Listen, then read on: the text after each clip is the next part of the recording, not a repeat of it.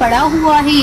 उसे श्रापित महल भी कहते हैं। उस महल के किलोमीटर के दायरे में जो भी जाता है उसका बचना मुश्किल हो जाता है। आखिर क्या है उस महल में? बहुत से पक्षियों ने महल को खरीदकर उसमें रहने की कोशिश की, लेकिन महीने 2 महीने के अंदर ही वो मारे गए या फिर डर की वजह से किसी दूसरे को बेचकर भाग गए। एक बार की बात है, एक तांत्रिक उस महल को खरीदने का मन बनाता है। सस्ती कीमत होने के चलते वो तांत्रिक महल को खरीद लेता है। महल में ही वो छोटा सा मंदिर बनवाता है। कुछ ही दिनों में वहाँ बहुत से गरीब पक्षी रहने आ जाते हैं। अब वो साधु उसे गरीब पक्षियों का आश्रम बना देता है।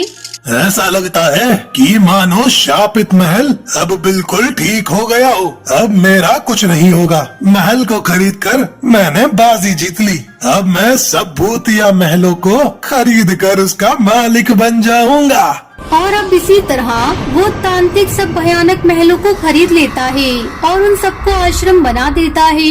एक रात तांत्रिक अपने कमरे में सो रहा था, तभी उस महल में रहने वाली भूतिया चिड़िया की आत्मा उसके कमरे में आती है, जिसे देखकर तांत्रिक डर जाता है। सुनो तांत्रिक, तुमने जितनी भी भूतिया महलों को खरीदा है उन सभी महलों को खाली कर दो, वरना अंजाम अच्छा नहीं होगा। मैं किसी को मारती नहीं, लेकिन जब कोई जबरदस्ती करता है और किसी के घर पर कब्जा करता है तो मैं उसे नहीं छोड़ती। तुमने जबरदस्ती हम भूतों के घरों पर कब्जा किया है, इसलिए अगर तुमने 4 दिन के अंदर इस महल को खाली नहीं किया तो मैं तुम सबको मार दूंगी। ऐसा कहकर वो वहाँ से गायब हो जाती है। तभी बाबा कहता है, अरे भूतिया चिड़िया की आत्मा, सामने आओ। केवल अपनी बात सुनाकर चले गए? अरे मेरी बात भी तो सुनो। ये बात सुनकर भूतिया टूनी चिड़िया की आत्मा उसके सामने आती है। देखो बहन, मैंने बहुत सारे पैसे देकर महलों को खरीदा है। अब मैं तुम्हारे कहने से छोड़ नहीं सकता। मैं भी कह देता हूँ, 2-4 दिन क्या, जन्मों जन्मों तक नहीं छोड़ने वाला। तांत्रिक की बात सुनते ही भूतिया टूनी चिड़िया की आत्मा को गुस्सा आ जाता है। वो तांत्रिक का गला दबाकर उसे मार देती है और खून से महल की दीवारों पर लिख देती है, महल में रहने वाले सभी पक्षी मारे जाएंगे। ये देखकर सब पक्षी डर जाते हैं और उस भूतिया महल को छोड़कर जाने की सोचते हैं। तभी हरी तोता बोलता है, हम सिर्फ एक तांत्रिक की मौत से डर कर भागने वाले नहीं, सबसे पहले हम लोग तांत्रिक की मौत की सूचना पुलिस को देंगे। ये कहकर वो सब पुलिस के पास जाते हैं और सारी सच्चाई बता देते हैं। इंस्पेक्टर बोलता है, तुम लोगों में से जिसने भी हत्या की हो वो कानून की गिरफ्त से नहीं बच सकता। जब तक हमारी तहकीकात पूरी नहीं हो जाती कोई भी महल छोड़कर नहीं जाएगा। कालू इंस्पेक्टर लाश को पोस्टमार्टम के लिए भेज देता है। तभी हवलदार टुनटुनी बोलती है, सर, महल घटना और रहस्यों से भरा हुआ है। यहाँ जो भी मौत होती है उसके बारे में आज तक पता नहीं चला, इसलिए वहाँ कोई नहीं जाता।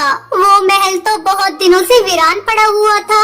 तांत्रिक ने खरीदा तो वो मारा गया। तहकीकात करने से कोई फायदा नहीं सर, हमारे हाथ कुछ हासिल नहीं होने वाला। मैं तो कहती हूँ कि फाइल को बंद कर दीजिए।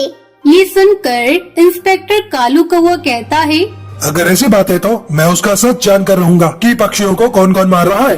इस बीच महल की भूतिया टूनी चिड़िया की आत्मा थाने में आ जाती है। थानेदार, तुम मेरे बारे में बात कर रही हो? मैं ही हूँ उस महल की टूनी भूतिया टूनी चिड़िया की आत्मा। मुझे कोई नहीं पकड़ सकता, इसलिए कि मैं आत्मा हूँ और मुझे कैद करना आसान नहीं।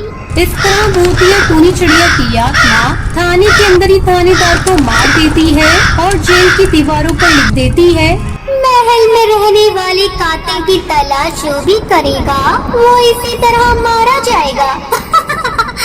इसके बाद भूतिया टूनी चिड़िया की आत्मा खूनी महल में प्रवेश करती है और बहुत से पक्षियों को मार देती है। बाकी बचे हुए पक्षी वहाँ से भाग जाते हैं। आज भी वो महल वीरान पड़ा है, वहाँ कोई भी पक्षी नहीं जाता।